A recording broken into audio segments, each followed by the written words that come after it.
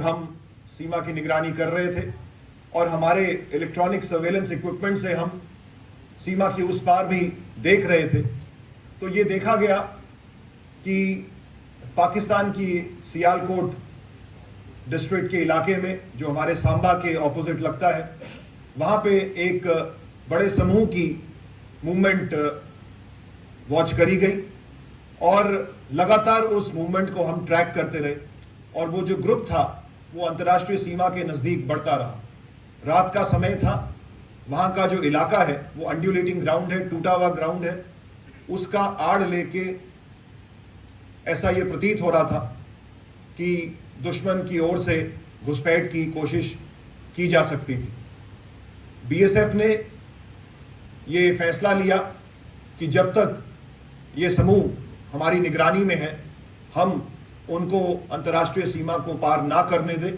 और इसीलिए 8 तारीख की रात को बीएसएफ के द्वारा सांबा क्षेत्र में प्रीएम्प्टिव स्ट्राइक्स लॉन्च करी गई। प्रीएम्प्टिव स्ट्राइक्स को लॉन्च करते ही एक तरफ हमने दुश्मन को सरप्राइज कर दिया, लेकिन उसके कुछ समय बाद पाकिस्तानी पोस्ट से हमारी पोस्टों के ऊपर फायर शुरू हुआ और उसकी तैयारी हमने पहले से कर रखी थी और उसी का ये फलस्वरूप रहा कि हम उस क्रॉस बॉर्डर फायरिंग में हमने पाकिस्तान की कई पोस्टों को भारी नुकसान पहुंचाया और हमारा खुद का कोई भी नुकसान नहीं हुआ। पीछे चले गए थे, लेकिन बॉर्डर सिक्योरिटी फोर्स के सभी बहादुर जवान, उसमें महिलाएं भी शामिल थी, पुरुष भी शामिल थे, वो उन फॉरवर्ड पोस्ट पे डटे रहे और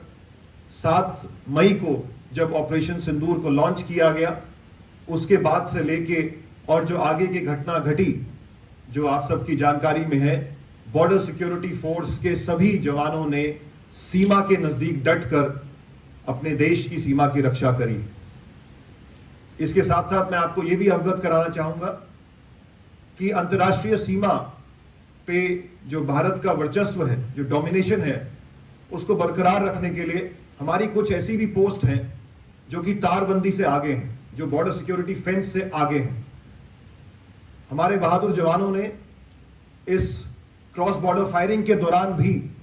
उन पोस्टों को मैन किया, उसमें डटे रहे और दुश्मन का मुंह तोड़ जवाब दिया। और इन पोस्ट्स में हमारी बहादुर महिला कर्मी भी तैनात रही हैं, जो आज इस ऑडिटोरियम में उपस्थित है और हम चाहेंगे कि इस ब्रीफिंग के बाद मीडिया कर्मियों के साथ उनका इंटरेक्शन हो, आप उनसे खुलकर सवाल जवाब कर सकते हैं।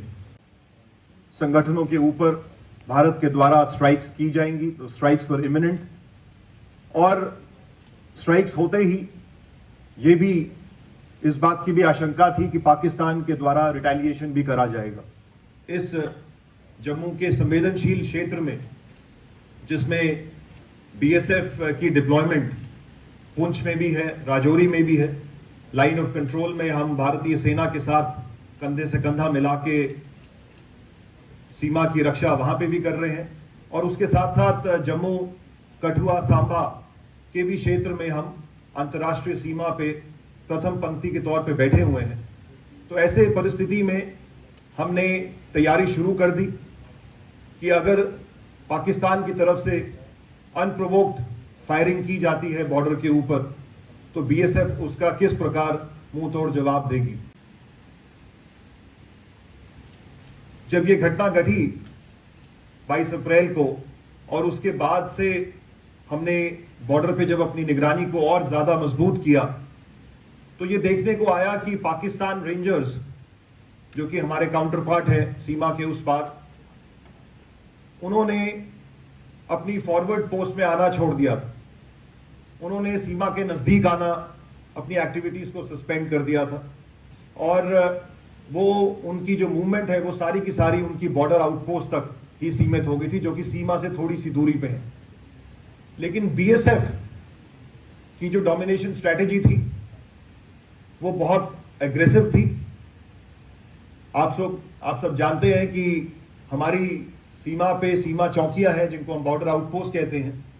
जहां पे हमारे जवान दिन रात रह के सीमा की निगरानी करते हैं। लेकिन इसी के साथ साथ सीमा चौकी और अंतर्राष्ट्रीय सीमा के बीच में हमारी विभिन्न पोस्ट्स हैं, फॉरवर्ड पोस्ट्स हैं, जिनके चलते हम अंतर्राष्ट्रीय सीमा का चप्पा चप्पा पे निगरानी रखते हैं। तो उसके बाद से इंटेलिजेंस एजेंसीज की ओर से हमें इस प्रकार के भी इनपुट्स आ रहे थे कि क्रॉस बॉर्डर फायरिंग में, उसकी आड़ में पाकिस्तान के द्वारा दोबारा से आतंकवादियों को सीमा पार घुसपैठ के लिए भेजा जा सकता है, और ऐसे में सीमा की चौकसी बेहद जरूरी हो गई थी। अंतर्राष्ट्रीय सीमा पे जो घटनाक्रम हुआ उसके बारे में मैं आपको संक्षिप्त में अवगत कराना चाहूंगा।